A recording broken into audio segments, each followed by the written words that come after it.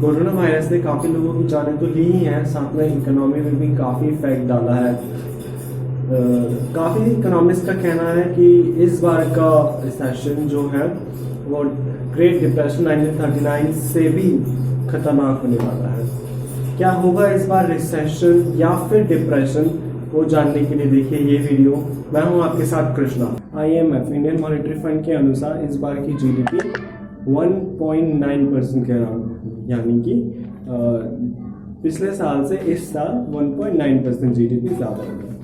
Quite confusing. चलो शुरू से समझते हैं। तो GDP क्या होता है? सबसे पहली बात तो GDP होती है कि कितने गुड्स और सर्विसेज एक इकोनॉमी में बनाए गए या प्रोड्यूस किए गए। तो अब GDP रेट क्या होता है?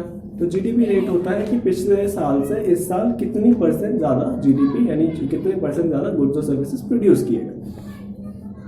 तो जितने ज़्यादा होते हैं उतनी ज़्यादा ही GDP अच्छी होती है और उतनी ज़्यादा GDP ग्रो करती है। अब बात आती है कि रिसेशन में ये नेगेटिव वर्ड क्या है?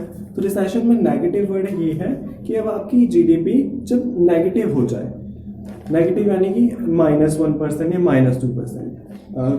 कभी कभी लोग कंफ्यूज हो जाते हैं कि जैसे अगर पिछले साल 5% GDP थी तो इस साल 4% 3% को भी रिसेशन मान लिया जाता है। बट ये रिसेशन नहीं होता, ये होता है स्लो डाउन, यानी कि इसमें GDP नीचे गिर रही है। इसमें गुड्स प्रोड्यूस होते तो हैं लेकिन उतनी ग्रोथ रेट से नहीं होते जितनी ग्रोथ रेट से पिछले साल हुए होते हैं। लेकिन जब नेगेटिव हो जाती है GDP तो इसका मतलब होता है कि उतने गुड्स भी प्रोड्यूस नहीं हुए जितने कि पिछली बार हुए थे। लेकिन रिसेशन आने में सिर्फ GDP ही एक इकलौता फैक्टर नहीं है, और भी बहुत सारे फैक्टर्स हैं जो कि इम्पैक्ट डालते हैं किसी भी इकोनॉमी में रिसेशन आने में। तो सबसे पहला इंपॉर्टेंट फैक्टर यहाँ पर आ जाता है अनएम्प्लॉयमेंट।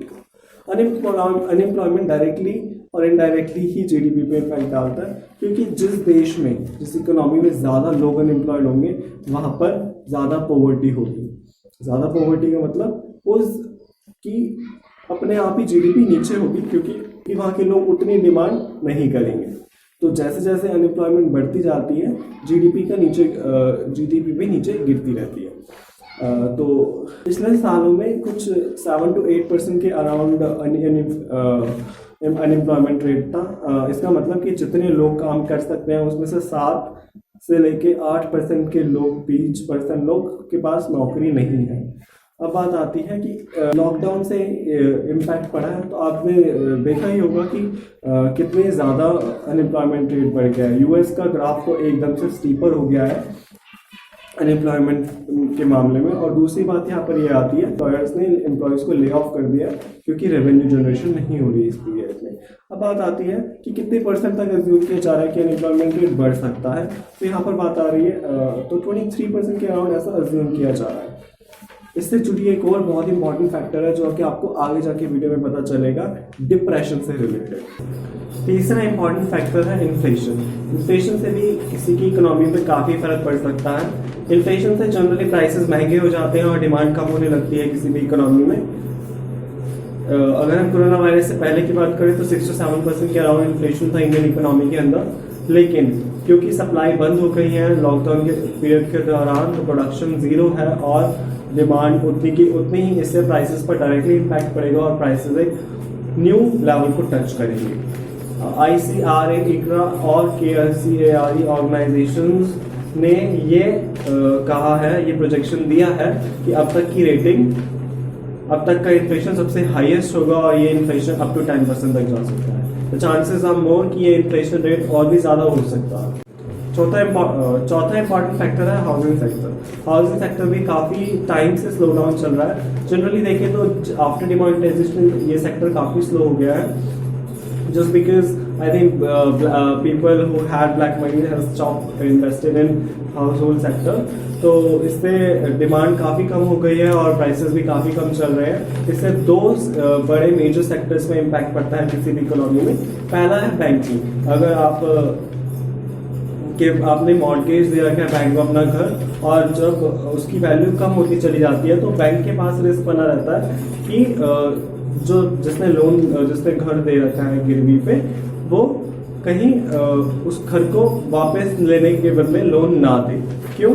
क्योंकि उस घर की वैल्यू वैसे ही कम होती जा रही है, लेकिन उसने लोन ज़्यादा अमाउंट पे ले रखा है, तो इस कारण ये बैंक्स में डर हमेशा बना रहता है। दूसरी बड़ी चीज़ यहाँ पर ये है कि अगर किसी को लोन लेना है बैंक से और घर की वैल्यू बहुत ही कम चल रही है तो उसको लोन भी बहुत कम अमाउंट का मिलेगा, जिस कारण अगेन डिमांड पर इम्पैक्ट पड़ेगा और अल्टीमेटली जीडीपी ही इफेक्ट होगी किसी भी इकोनॉमी की।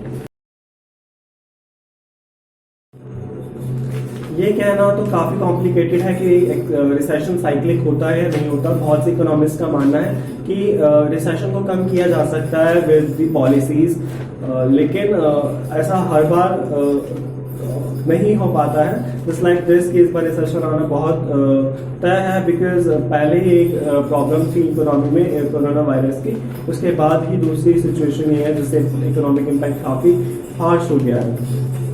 पर रिसेशन आना एक तरीके से फ्रूटफुल भी होता है, क्योंकि रिसेशन से इन्फ्लेशन रेट कंट्रोल हो जाता है किसी भी इकोनॉमी से। अगर कोई भी इकोनॉमी अच्छी ग्रोथ कर रही है, उसमें बहुत ज़्यादा एक्सपेंशन है, तो उससे अल्टीमेटली फर्क पड़ता है प्राइसेस पे। प्राइसेस भी काफ़ी बढ़ जाते हैं उस इकोनॉमी में। तो अगर रिसेशन आता है तो रिसेशन से अल्टीमेटली डिमांड कम होती है और प्राइसेस कम हो जाते हैं, जिससे चीज़ें अफोर्डेबल होने लगती हैं। सो एक फ़ायदा है रिसेशन का कि प्राइसेस कम हो जाते हैं। साथ ही में बात करें कि इम्पैक्ट क्या होता है रिसेशन का, तो जनरली 6 महीने से 18 महीने तक का इम्पैक्ट रहता है किसी भी रिसेशन का। ये प्रीवियस रिकॉर्ड डेटा है।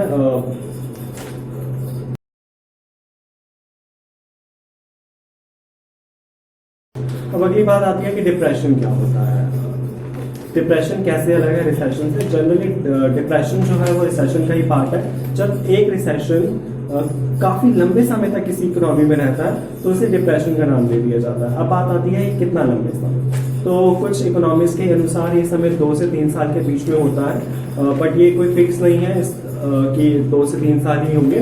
बट अगर कोई रिसेशन 2 या 3 साल से किसी भी इकोनॉमी में है और वो अपने आप ही या पॉलिसीज के बाद भी वो रिकवर नहीं कर पा रही है इकोनॉमी, तो उस इकोनॉमी में डिप्रेशन आ जाता है। अगली चीज़ है और क्या क्या चीज़ें मायने और क्या क्या चीज़ें मायने करती हैं किसी भी डिप्रेशन में आने में। तो दूसरी सबसे चीज़ बड़ी ये है कि उस इकोनॉमी की जीडीपी 10% से नीचे गिर जाती है। यानी किसी की इकोनॉमी 10% नेगेटिव हो, पिछली बारी से इस बार 10% जीडीपी और नीचे हो। उतनी प्रोडक्शन तो हुई नहीं जितनी पिछली बार थी, लेकिन इस बार उससे 10% और कम है। तो या तो वो या फिर अनएम्प्लॉयमेंट लेवल 25% तक हो जाए। 25% तक अगर अनएम्प्लॉयमेंट लेवल होगा तो उस केसेस में भी डिप्रेशन आने के चांसेस हो जाते हैं। जैसे अनएम्प्लॉयमेंट लेवल के रेट्स को देखकर ये प्रोजेक्शंस लगाए जा रहे हैं कि 23 to 24% के अराउंड इन्फ्लेशन रेट इस बार होगा, तो नो चांसेस कि 25% तक भी जा सकता है। और दूसरी बात ये है कि जीडीपी कितना % नीचे जाता है। एक्सपेक्टेशंस तो ये है कि 1% के अराउंड जीडीपी रहेगा इस बार इकोनॉमी में, बट क्योंकि प्रोडक्शन स्लो है और 0% के अराउंड है, तो इस वजह से कहा जा सकता है कि जीडीपी और भी काफी नीचे हो सकती है। सिर्फ यही देखकर कहना कि क्या कहते हैं रिसेशन कितने समय तक रहेगा या जीडीपी कितने % नीचे जाएगी, ये फाइनली तो नहीं बताता कि रिसेशन होगा या डिप्रेशन। और भी बहुत सारे फैक्टर्स हैं जो कि यहाँ पे इम्पैक्ट करते हैं कि कितनी जल्दी कोई इकोनॉमी रिकवर करती है। यानी लॉकडाउन हटने के बाद भी अगर इकोनॉमी जल्दी से रिकवर नहीं कर पाती तो रिसेशन आने के चांसेस और डिप्रेशन आने के चांसेस और काफ़ी बढ़ जाते हैं। और दूसरी बात है कि कितनी जल्दी वैक्सीन आके कोरोना वायरस का इम्पैक्ट खत्म होता है और कौन कौन सी पॉलिसीज आती हैं, वो पॉलिसीज कितनी इफेक्टफुल होती हैं so that we can cover this situation. ये तो वक्त ही बताएगा कि इस बार के इम्पैक्ट कितने सीवियर होंगे, बट हमें बहुत टफ समय के लिए तैयार होना पड़ेगा, क्योंकि इस बार के देखा जाए तो इस बार पूरी वर्ल्ड इस बार हमें इम्पैक्ट कर रही है। तो इस बार हम ये भी नहीं कह सकते कि हम बाहर से हेल्प ले सकते हैं, क्योंकि बाहर की इकोनॉमीज भी उसी सेम सिचुएशन से गुजर रही है जिस सिचुएशन से हम गुजर रहे हैं। तो ये हमारे पास एक नेगेटिव फैक्टर हो जाता है ग्लोबल रिसेशन या डिप्रेशन में कि हमें बाहर से हेल्प नहीं मिल पाती। इस वजह से ये कहना थोड़ा टफ होगा कि इस बार रिसेशन है, डिप्रेशन